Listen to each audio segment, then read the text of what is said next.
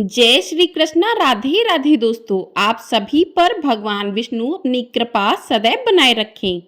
आज की वीडियो में आप सुनेंगे कार्तिक मास महात्म्य का अध्याय 7 और साथ ही सुनेंगे पोपा भाई की अद्भुत कहानी। तो आप सभी लोग मेरे साथ जुड़े रहिएगा और वीडियो को पूरा जरूर देखिएगा। वीडियो आपको पसंद आती है तो वीडियो को लाइक और चैनल को सब्सक्राइब अवश्य कर दीजिएगा। तो चलिए आज का अध्याय प्रारंभ करते हैं। प्रिय भक्तजनों, नारद जी ने कहा कि हे राजन, कार्तिक मास में व्रत करने वालों के नियमों को मैं संक्षेप में बतलाता हूँ, उसे आप सुनिए। व्रती को सब प्रकार के आमिष, मांस, उड़द, राई, खटाई तथा नशीली वस्तुओं का त्याग कर देना चाहिए। व्रती को दूसरे का अन्न ग्रहण नहीं करना चाहिए, किसी से देश नहीं करना चाहिए और तीर्थ के अतिरिक्त अन्य कोई यात्रा नहीं करनी चाहिए।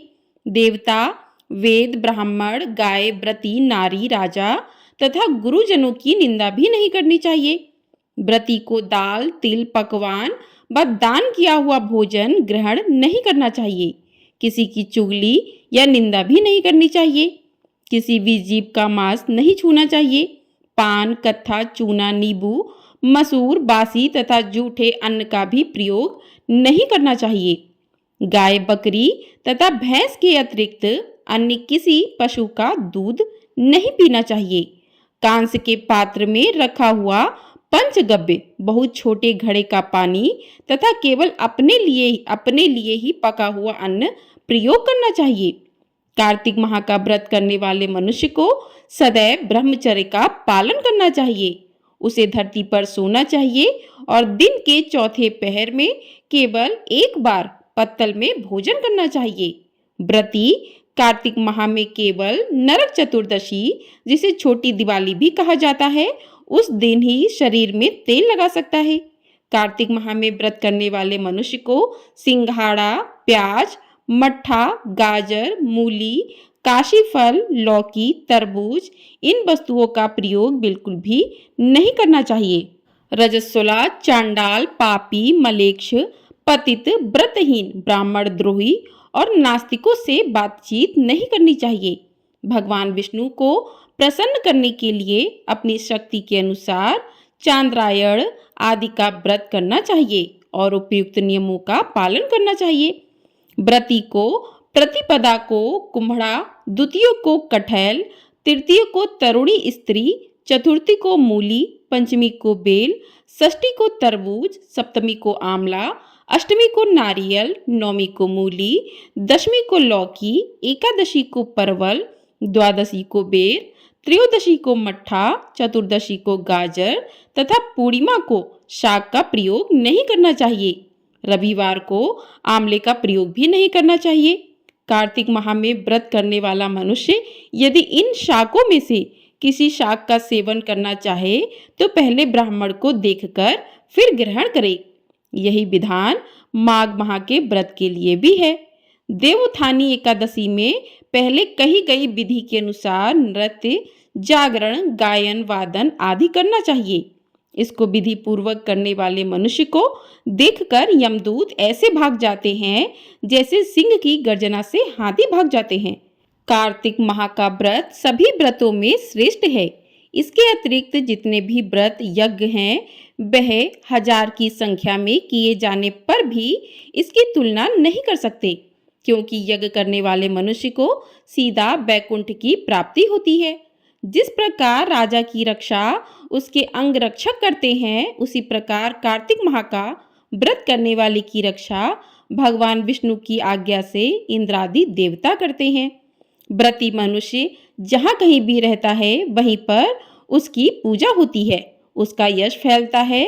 उसके निवास स्थान पर भूत, पिशाच आदि कोई भी नहीं रह जाते। विधि पूर्वक कार्तिक माह का व्रत करने वाले मनुष्यों के पुण्यों का वर्णन करने में ब्रह्मा जी भी असमर्थ हैं। यह व्रत सभी पापों को नष्ट करने वाला, पुत्र पौत्र प्रदान करने वाला और धन धान्य की वृद्धि करने वाला है। बोली भगवान विष्णु की जय। तो इस प्रकार से कार्तिक मास महात्म्य का 7वां अध्याय पूर्ण होता है।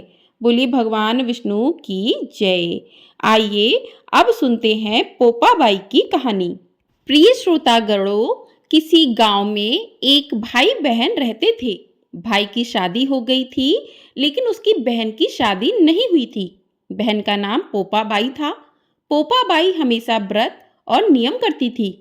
एक दिन उसके भाई भाभी ने उससे शादी के लिए कहा, तब उसने शादी के लिए मना कर दिया। उसने अपनी भाई भाभी से कहा, मेरे रहने के लिए गांव के बाहर एक झोपड़ी बनवा दो। मैं उसी में रहकर अपना जीवन व्यतीत कर लूंगी। और उसके बाद उसने गांव के सभी लोगों से कहा कि हे गांव वालों, आप लोग अपने अपने गाय बछड़ों को मेरे झोपड़े के पास घास चरने के लिए छोड़ दिया करो। मैं सभी के गाय और बछड़ों की देखभाल किया करूंगी। जो भी बचा कुचा खाना हो वह भेज देना, मैं वहीं खाकर रह लूंगी। इसी तरह बहुत दिन बीत गए। एक दिन उस देश का राजा शिकार खेलने जंगल को जा रहा था कि उसकी नजर गांव के बाहर बने पोपाबाई के झोपड़े पर पड़ी। राजा झोपड़े के पास जाकर आवाज लगाने लगा, यहाँ कौन रहता है? जब कोई भी उत्तर नहीं मिला तो झोपड़े के दरवाजे को खटखटाने लगा। खटखटाने की आवाज सुनकर पोपाबाई ने अंदर से ही पूछा कि बाहर कौन है? बार बार दरवाजा क्यों खटखटा रहे हो? क्या काम है? तब राजा ने उत्तर दिया कि मैं इस देश का राजा हूँ, मैं तुम्हारे साथ विवाह करना चाहता हूँ।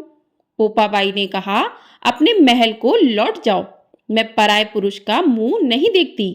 लेकिन राजा ने उसकी बात पर ध्यान नहीं दिया और बलपूर्वक पोपाबाई को उठा लाया, अपने घोड़े पर बैठाकर महल की ओर चल पड़ा। पोपाबाई ने राजा को श्राप दिया कि हे राजा, तेरा राजपाट सब नष्ट हो जाएगा। महल में पहुंचकर राजा ने अपनी रानियों से सारी बात बताई। पूरी बात सुनकर रानियों ने राजा से अनुरोध किया कि पोपाबाई को सही सलामत उसकी झोपड़ी में छोड़ आएं। रानियों के कहे अनुसार राजा पोपाबाई को उसकी झोपड़ी पर छोड़ने चल पड़ा। रास्ते में पाप की नदी आई, जिसमें राजा डूब गया। पोपाबाई मृत्यु के बाद धर्मराज के दरबार में पहुंची। वहां धर्मराज ने उसे स्वर्ग का राज दिया। किसी गांव के एक सेठ सेठानी की मृत्यु हुई। वे दोनों मृत्यु लोक से स्वर्ग लोक को आए, लेकिन स्वर्ग का दरवाजा बंद पड़ा था। उन दोनों ने धर्मराज जी से स्वर्ग का द्वार खोलने के लिए विनती की। तभी धर्मराज ने कहा कि इस पर पोपाबाई का राज है। सेठ सेठानी ने कहा, हम पोपाबाई को नहीं जानते। तभी धर्मराज ने कहा कि मैं तुम दोनों को 7 दिन के लिए मृत्यु लोक में भेजता हूँ। वहां जाकर 8 खोपड़ा से राई भरकर 5 कपड़ा ऊपर रखकर कहानी सुनना और उद्यापन करना और इस प्रकार कहना, राज है पोपाबाई का, लेखा लेखी राई राई का। बोलो पोपाबाई की जय। तो इस प्रकार से पोपाबाई की कथा पूर्ण होती है। बोलिए पोपाबाई की जय। तो इस प्रकार से कार्तिक मास महात्म्य का अध्याय 7 और पोपाबाई की कहानी पूर्ण होती है। अब हम सुनते हैं माता तुलसी की आरती, क्योंकि कार्तिक महीने में तुलसी पूजा का विशेष महत्व होता है। इस महीने में जो भी भक्त तुलसी पूजन नियम पूर्वक करते हैं, माता तुलसी की कथा और माता की आरती करते हैं, तो कहते हैं उनके घर पर माँ लक्ष्मी का वास होता है। मैया तुलसी हमेशा अपनी कृपा बनाए रखती हैं। तो आइए अब सुनते हैं तुलसी माता की आरती। जय जय तुलसी माता, सब जग की सुखदाता वरदाता। जय जय तुलसी माता, सब योगों के ऊपर, सब रोगों के ऊपर, रुज से रक्षा करके भव त्राता। जय जय तुलसी माता, बटुपुत्री हे श्यामा, सुरवल्ली हे ग्रामा। विष्णु प्रिय जो तुमको सेवे, सो नर तर जाता। जय जय तुलसी माता, हरि के शीश विराजत, त्रिभुवन से हो वंदित। पतित जनों की तारणी विख्याता। जय जय तुलसी माता, लेकर जन्म विजन में आई दिव्य भवन में। मानव लोक तुम्ही से सुख संपत्ति पाता, जय जय तुलसी माता। हरि को तुम अति प्यारी, श्याम वरण तुम्हारी। प्रेम अजब है उनका तुमसे, कैसा नाता। जय जय तुलसी माता। बोलिए तुलसी मैया की जय। बोलिए भगवान विष्णु की जय। बोलिए माता लक्ष्मी की जय। तो आप सभी को ये वीडियो पसंद आई है, वीडियो को लाइक, चैनल को सब्सक्राइब अवश्य कर दीजिएगा। आपको हमारे चैनल पर अहोई अष्टमी की व्रत कथा, पूजा विधि की वीडियो भी मिल जाएगी। तो आप लोगों ने यदि नहीं देखी है तो आप लोग जाकर उसे देख सकते हैं। आपको हमारे चैनल पर कार्तिक मास में प्रतिदिन कार्तिक मास की कथाएं, साथ ही कार्तिक मास महात्म्य के सभी अध्याय प्रतिदिन सुनाए जाएंगे।